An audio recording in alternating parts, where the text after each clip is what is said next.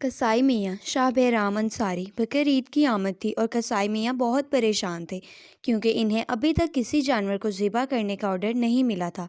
सुबह से वो चारपाई पर सर झुकाकर बैठे सोच रहे थे कि अगर ऑर्डर ना मिला तो फाके की नौबत आ पहुंचेगी।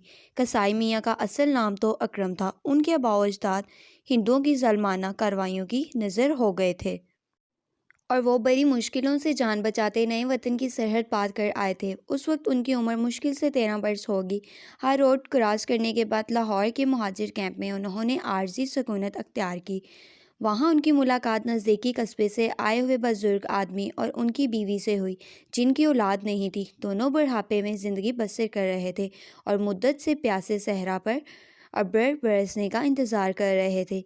अकरम को देखकर दोनों के दिलों में औलाद की आरज़ू का समंदर ठाटे मारने लगा और इन्हें अकरम को हिमरा ले जाने पर उकसाने लगा।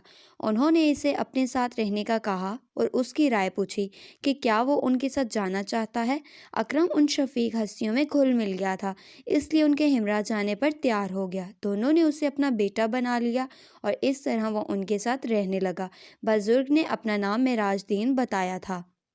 वो किसाब के पेशे से वाबस्ता थे। उनका घर छोटा सा था जो थोड़े से सेहन और एक कमरे पर मुहित था। ये घर अकरम के घर की निस्बत काफ़ी छोटा सही, लेकिन यहाँ आकर उसको सुकून का एहसास हुआ था। माँ बाप का जो साया उससे छिन गया था, मेराजदीन और उनकी बीवी की सूरत में उसे दोबारा मिल चुका था। सच तो ये था कि दोनों ने उसे सगे बेटे से बढ़कर पाला। उसे पहले पहल घर वालों की शदीद याद आती, लेकिन उन दोनों की रफ़ाकत में वो इन्हें भुलाने में कामयाब हो गया। अम्मा उसे सुबह सवेरे जगाकर भेजती, वापसी पर मकई की रोटी और सरसों का साग खिलाती और सर पे तेल लगा के आंखों में सुरमा डालती। फिर मिराज बाबा उसे गांव के मास्टर के पास पढ़ने छोड़ आते। अकरम को पढ़ने का शौक नहीं था, चुनांचे उसने पढ़ाई के मामले में घुटने टेक लिए। मिराज बाबा उसे अपने साथ मकान पर लेकर जाने लगे। कुछ अरसा बाद अम्मा का इंतकाल हो गया। अकरम गमज़दा रहने लगा क्योंकि उसे उनकी वफ़ात का गहरा रंज हुआ था।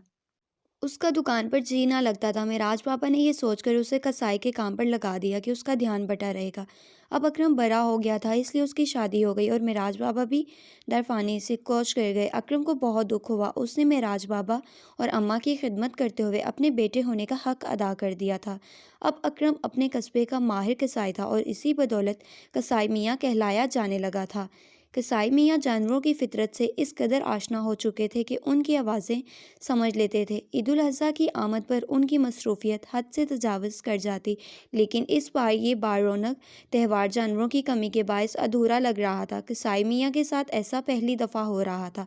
सीज़न में काम तलाश करना पड़ रहा था, वरना इस मौसम में उनका सर खुजाना दुश्वार हो जाता था। इस सारी बुराई की जड़ कस्बे की बकरा मंडी का मालिक रेहान बट था। कस्बे में उसके अलावा दूसरा कोई जानवर फ़रोख्त करने वाला नहीं था। इसी बात से नाजायज़ फ़ायदा उठाते हुए उसने कुर्बानी के जानवरों की कीमतें दुगनी कर दी थी। अपने तय उसने पूरी कोशिश की थी जितना ज़्यादा हो सके बस्ती के लोगों से रकम बटोरी ली जाए। अगर किसाई मियाँ या कोई और शख्स उससे शिकायत करता तो वो इन्हें जानवर देने से इनकार कर देता। कसाई मियाँ ने रेहान की बीवी से शाइस्ता अल्फाज में मदद की दरख्वास्त की। उसकी बीवी बहुत साबिर और कफ़ायत शार ख़ातून थी। उसने कसाई मियाँ की बात को समझ लिया और रेहान को समझाने लगी, देखो रेहान, मैं आपको गलत सम चलने से रोकना चाहती हूँ। आप जानवरों की कीमतें बढ़ाकर कस्बे के लोगों की खुशियों में हायल हो रहे हैं, जबकि वो पहले ही गुर्बत की चुकी में पिस रहे हैं। आपको तो चाहिए था कि आप कुर्बानी के जानवरों को मुनासिब रेट पर बेचते, लेकिन अब चंद लोग जो कुर्बानी करने की इस्तात रखते थे वो भी जानवर खरीदने से कासिर हो गए हैं। ईद उल अज़हा और कुर्बानी के जानवर लाजमो मलजूम हैं, लेकिन आपके लालच और ख़ुदगर्ज़ी ने उन्हें वापसी के लिए रात सफ़र बांधने पर मजबूर कर दिया है। अगर आप ऐसे अमल के बजाय लोगों को सस्ते दामों जानवर देते तो उनकी कुर्बानी में आप भी सवाब के हिस्सेदार ठहरते। आप अपनी इस्लाह करके अब भी ये नेकी कमा सकते हैं। रेहान बट पर उसकी बीवी की बातें असर कर गईं और उसने मंडी जाकर तमाम जानवर बिला नफ़ा बेचने का ऐलान कर दिया।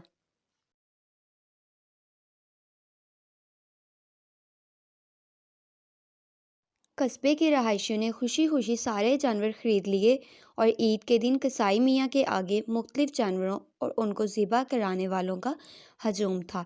एक के बाद एक जानवर की गर्दन पर छुरी फेरकर कसाई मियाँ उसे जल्दी जल्दी कुर्बान कर रहे थे, क्योंकि अभी इन्हें अपना और रेहान का बकरा भी ज़िबा करने जाना था।